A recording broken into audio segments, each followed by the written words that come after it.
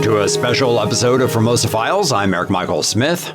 In this short, but I think fascinating episode, my co-host John Ross will talk with Taipei-based physician and history buff Dr. Jimmy Lee about an important figure in the early decades of Japanese rule, Dr. Takagi Tomoe.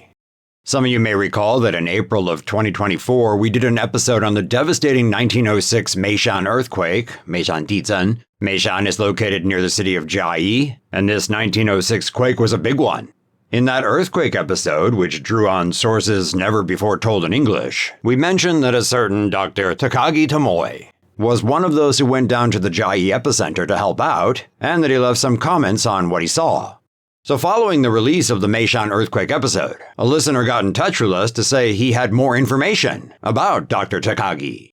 And he was being modest. He knows basically everything there is to know about the Japanese doctor. And yeah, this listener, / Dr. Takagi expert, was none other than the aforementioned Dr. Jimmy Lee. Okay, so let me just set the stage a little. It's worth considering just how bad the health situation was in Taiwan at that time. So we're talking the late 1890s and the early 1900s. Thousands of people died of plague every year. In fact, for centuries, Taiwan had been a place of fearsome reputation, an island of terrible fevers, especially malaria. It's interesting to consider that tropical diseases might have been the biggest reason Taiwan stayed free from foreign conquest for as long as it did. Anyway, our Japanese doctor came to Taiwan in 1902. Just about 7 years after the growing Japanese empire swallowed up Formosa. Most will recall that the Qing dynasty was forced to give up Taiwan and Penghu forever in a peace deal known as the Treaty of Shimonoseki. Qing dynasty China had lost, and lost badly, the First Sino-Japanese War, and Taiwan was handed over to Japan in 1895. Taiwan would remain a Japanese colony until after World War II in 1945, so 50 years. Okay, back to Dr. Takagi. He was in his early 40s when he came here, but already had an impressive resume. He'd overcome poor beginnings to study modern medicine at Tokyo Imperial University. After holding high posts at regional hospitals, Takagi joined the cutting-edge Kitasato Institute of Infectious Diseases, learning about vaccines and infectious disease control. He helped produce a cholera vaccine, had great success battling a plague outbreak, and he also ran large-scale quarantine programs. This notable individual also studied modern bacteriology in Germany in the late 1890s, where he met his future wife. Because of his impressive public health work, he was invited by Taiwan's colonial government to come and help make the newly Japanese Formosa a safe place to live. And as you'll hear, he did a pretty amazing job. The Taiwan History Podcast, Formosa Files, is made possible through the generous sponsorship of the Frank C. Chen Foundation. Formosa Files. Welcome to Formosa Files. I'm John Ross, and today I'm speaking with a doctor. Now, this is not an academic doctor. It's a real one, somebody who can treat you. Jimmy Lee, a doctor up in a prestigious hospital in Taipei. Welcome to Formosa Files. Hello, everybody. Today we're talking about one of the giants of early Taiwan modern medicine, a Japanese man called Takagi. What was his full name? Takagi Tomoe. Takagi Tomoe. Yes, so for the Taiwanese listeners, they may better know him as Gao Mu Youzi, which is the kanji characters pronounced in Mandarin. So in Chinese characters, that's high and wood. Yes. So Takagi was born in Japan in 1858. Yes, 58 in present-day Fukushima. So that period in Japan, so that is a time when the feudal Tokugawa shogunate was transitioning to the modernizing Meiji government. Mm-hmm. And this caused civil war called the Boshin War in 1868 when Takagi was 7 years old. Right, so his clan resisted the modernizing Meiji. So he's on the losing side in this struggle. I feel that in some way he was being on this losing side of a major historical event. And I feel that this probably influenced his character, that later on he came to Taiwan. And I think in some ways he was very different from the other Japanese officials where he really appreciated appreciated Taiwan. He could look into the Taiwan culture and sometimes understand the people who were being the losers or the colonized people. Japan had secured Taiwan as part of the treaty ending the Sino-Japanese War. They'd come here in 1895 to claim their prize, though it would take a lot of fighting before they actually had control of most of the island. They experienced a lot of problems with disease in the early years, and part of that was plague, bubonic plague. Takagi was sent here to help deal with that. Is that right? Yes, exactly. So the plague outbreak occurred about 5 years earlier, and it never really stopped and was really spreading throughout Taiwan. The government was having a hard time trying to control the plague, and they finally decided that they needed someone who was competent. So the plague was spreading in Taiwan. It was becoming out of control in 1901. So at this time, Kodama was the government general and Goto was the head of civilian affairs. And they remember that they had previous working experience with Takagi at the Ninoshima quarantine facility. And they also heard about Takagi's very successful career at ending the Osaka plague in 1901. So they immediately thought of having Takagi come to Taiwan. Okay. And part of their invitation and Takagi taking up the offer wasn't just the advancement of medicine or personal ambitions. It was about a rivalry. It's a rivalry between this private Kitasato Infectious Disease Institute and the medical department at Tokyo University. It was a dispute between two men, but it also became a dispute between two institutions and the students and friends of these men. The institute was finally absorbed into Tokyo University. And in protest, many of the brightest and the best decided to go overseas. Yes, indeed. And Takagi, as one of the very first members of the Kitasato Institute, this also pushed his decision to come to Taiwan and subsequently also gather the previous faculties of the institute to help serve in Taiwan, which in the end really benefited Taiwan. Yes, and there were other people too. So these doctors coming here, it's not a case of Taiwan being such an attractive destination. Far from it. It's quite an unhealthy, difficult place. And it's not like there's a surplus of modern doctors in Japan at the time either. They could have stayed there, worked in Japan. So yes, it's these personal squabbles. We won't get into what they were fighting over, but it's quite interesting, isn't it? Sort of history turns on personalities of personal disputes. Yes, and actually, I will add a third reason that pushed Takagi to come to Taiwan. In his letters to his later wife, Mina, he actually mentioned that since they were getting married, they needed to have better pay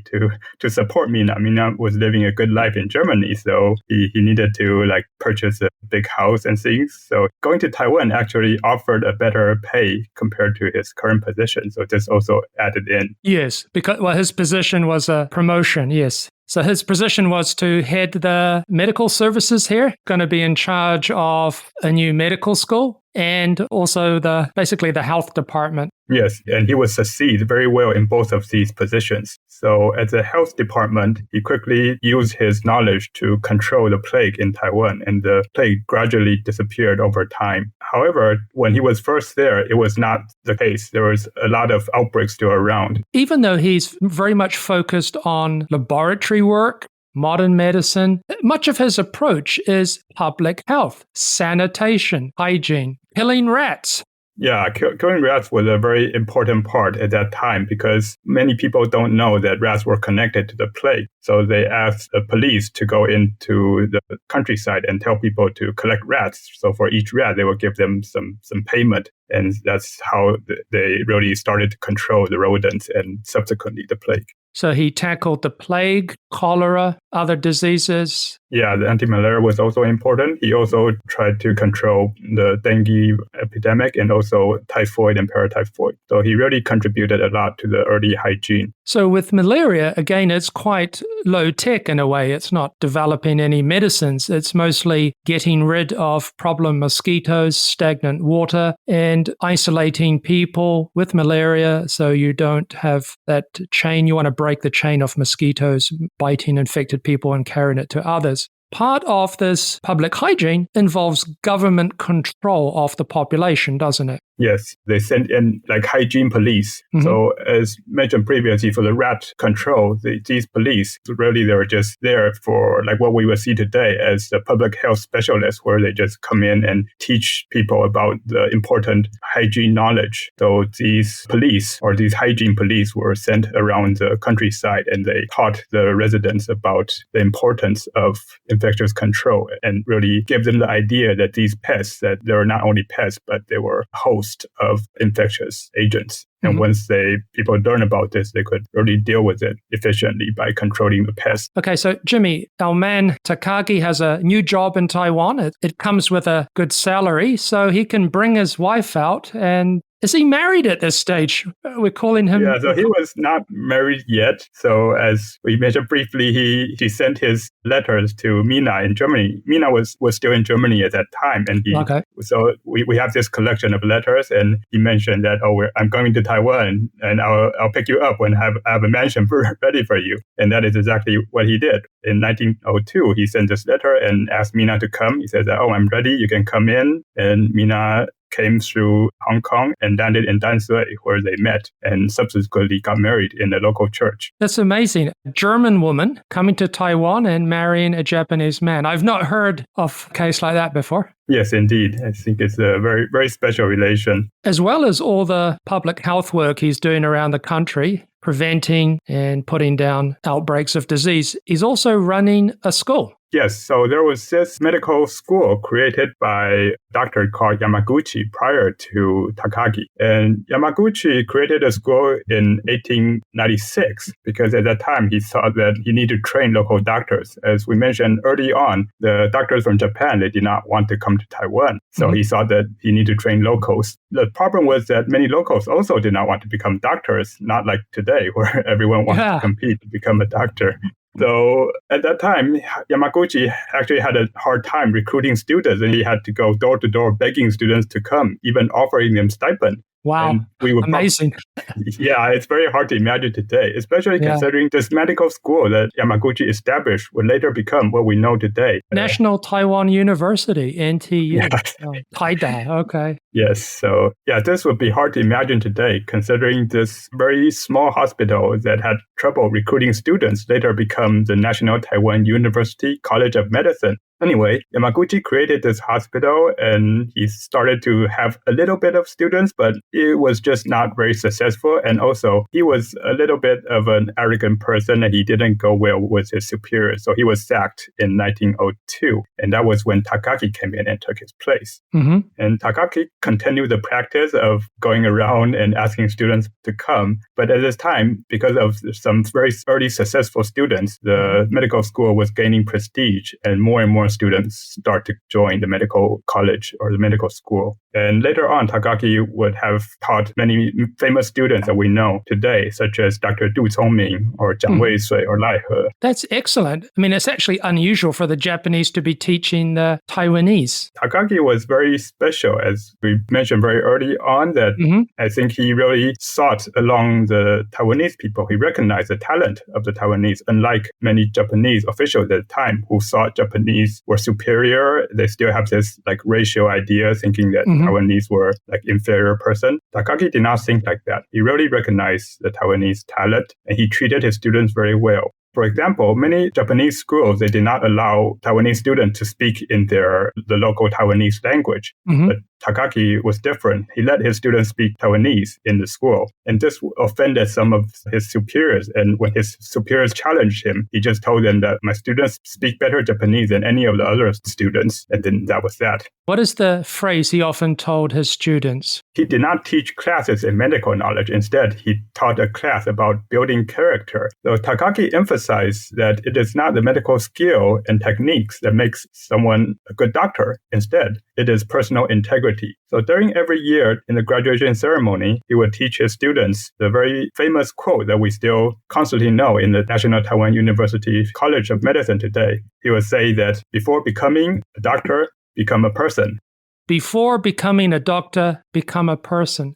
That's lovely. That's very nice. And he must have been much loved by his students. Yes, I think this is also very different from other Japanese officials, just because he treated Taiwanese like people. So he was really well respected by his students. And many students wrote later in the memoirs talking about this experience, which they find very precious to them, including Dr. Du Congming. Yes, it's interesting. A lot of these early Taiwanese doctors, these educated elite, they have conflicted feelings. They dislike the arrogant, heavy-handed colonial Japanese rule, but they also have enormous personal respect for many of some of their teachers. Yes, and Takagi was one of such respected Japanese in Taiwan. In fact, Takagi was also indirectly involved in the Luofuxing rebellion that you covered in your Taiwan in the Teens episode previously. Okay, so rebellion that didn't really kick off. It was stopped in the early stages. So this is 1913. Yeah, it was a failed attempt. And in fact, one of the rebels that joined Luofuxing was a former student from the medical college Takagi was headed. And Takagi's colleagues made fun of him. They said that, oh, such a great educator, but you still have a student joining the rebel movement. Yeah,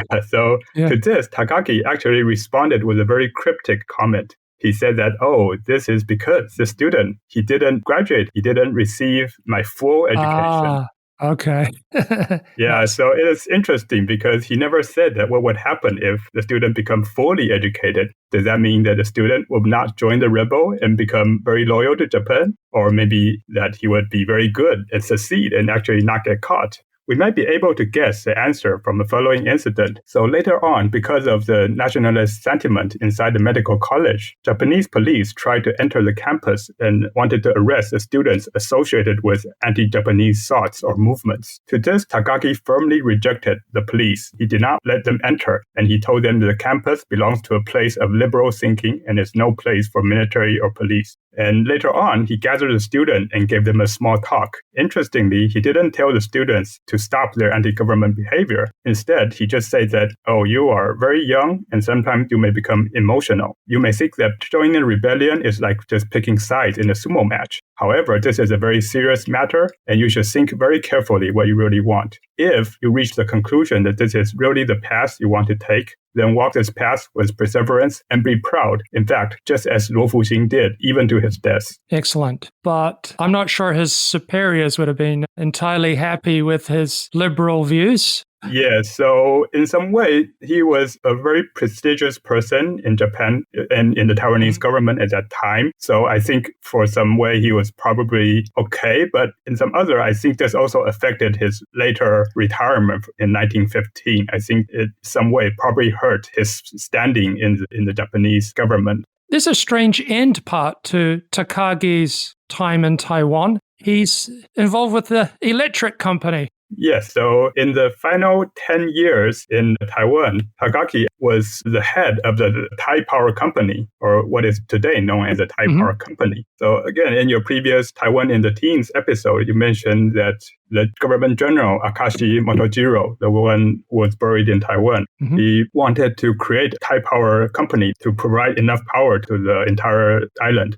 Governor General Akashi Motojiro, yes, he wanted to develop electric power. But why choose Dr. Takagi? Yeah, exactly. That was a very good question. And in fact, it also surprised Takagi when the government general Akashi asked him to become the head of the Taipower company. So Akashi said that he recognized that during that time, there was a lot of corruption growing. Taiwan was quick to become a prosperous place, but at the same time, corruption was building up in the government. And he thought that he needed someone who was well known for personal integrity. And he asked around, and everyone told him, go find Takagi. Excellent. So I'm going to paraphrase here. So before you become the head of the electric power company, become a person of integrity. Yes, exactly. I think that was what Akashi had in mind, and that is why he asked Takagi to head the company. So he told Takagi this thought, and at first Takagi thought it was strange and he refused, but Akashi was a very sincere person and Takagi was finally convinced. So Akashi, government general, just told Takagi that, oh, it's okay. You can leave all the technical aspects, the engineering part, just leave it to the other people. So you are just be the head and let people see that what a person should be like, and they will learn from you. So the hydroelectric power plant at Sun Moon Lake would be built. It was a a success in the end, but it took a long time. Takagi did not stay here to see it open. He was back in Japan by this stage. Yes, I think one of the major issues is that the 1923 Kantong earthquake. So originally there were a lot of funding that wanted to go into the power plant, got back into rebuilding the Tokyo area. And at that time, without funding, Takagi was having a hard time doing much. But Takagi actually still tried a lot and go around the government and try to ask for funding and try to secure more funding for the government. And he still had a relatively fine career in improving the Taipower output during this period. So he was still successful, but indeed, he never saw the completion of the Sun Moon Lake. So it's kind of sad. He passed away in 1943 during World War II. Yeah, so he left Taiwan in 1929 and returned to Japan. And he later stayed in a small house in the suburbs of Tokyo with his wife. And yes, the war broke out and he passed away in 1943 due to pneumonia. During this time, he actually still constantly had visitors from Taiwan, his former students. Again, he was really well loved, and many students still visit him in Japan. And during this time, he often expressed his sadness that the war was coming on and he could not see the end of the war. Thank you very much for sharing your deep knowledge of this remarkable figure. Thanks for having me.